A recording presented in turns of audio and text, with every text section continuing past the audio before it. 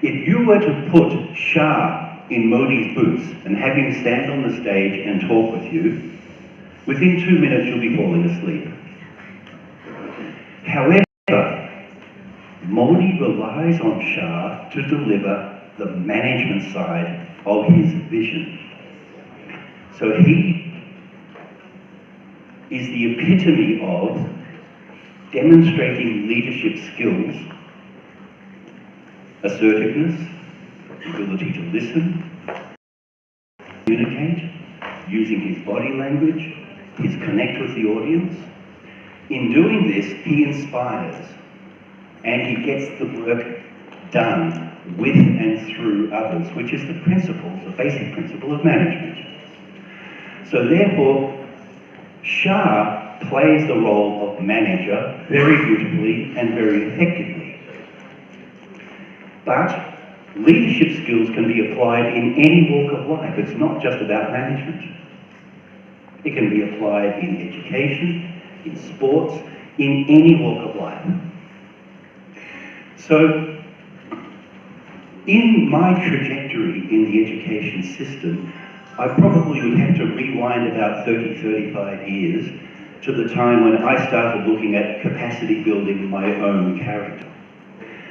In those days, we didn't have formal training programs, and even today here in India, the soft skills that we deal with in terms of capacity building ourselves, they're salami sliced. So for example, if you want to learn about body language, you might have to dig up something dealing with that, and it's just like a dedicated certificate program. Or if you wanted to do something about personality development or presentation skills, again, they're salami sliced. It appeared to me that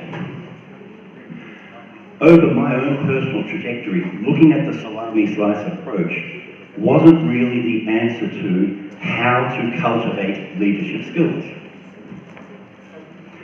Now, the concept of developing leadership skills has been addressed by some of the world's top universities, including Harvard, including Cornell, including, shall we say, Cambridge, Oxford, University of Peking, and so on. And so they have dedicated leadership training and capacity building programs and coupled them with, for example, psychology, certain elements, and also diplomacy. Here in India, who's doing that? India represents one human being in every 5 on the planet. Where's the leadership training programs for them? How is India addressing the idea of being there and bouncing around on the world stage and representing Indian interests effectively as leaders? So it occurred to me, why not do what Bir M. Ambedkar did? When he drafted the Constitution of India, he didn't rely on his own imagination. He picked the eyes out of some of the best constitutions written around the world, cherry-picked and remolded it, Desi-ized it, and what we have today is one of the world's finest constitutions. So I used the same model and decided, okay, I'm going to cherry-pick the best of what the top universities around the world are doing and put together a program of leadership sciences. So the Indian Institute of Leadership Sciences was born last year, and it is so exciting I'm almost leaping out of my skin with excitement on the results that we're already starting to see. I get goosebumps even talking about it. So, leadership. Anybody can do this. Anybody can understand this. But not everybody has the ability or the desire to take on leadership roles. Why?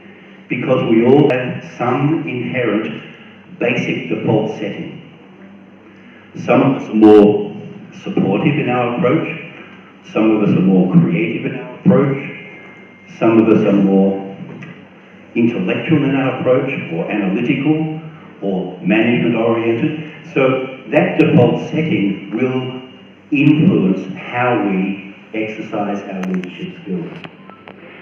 So, leadership in education is in fact one of the threads or refrains that is coming through in this year's lectures delivered here at the EdTalk program. So this is why I'm so delighted to be here, because we're touching on a subject that is part of the core of my heart. And so I'm so happy to be here to present this with you, to talk about it with you, to add some of my insights and experiences as we unfold over the next day and a half.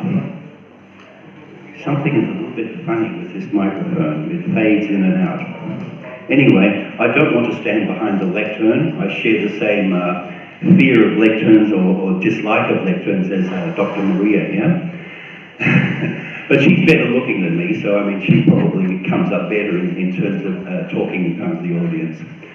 But having said that, I'm not going to take up too much time, because shortly, I'm sure everyone wants to tuck into some lunch, a break, and I'm going to save the best for last. Tomorrow, I'll be one of the panelists sitting here, and we'll have a discussion which dives much deeper into leadership.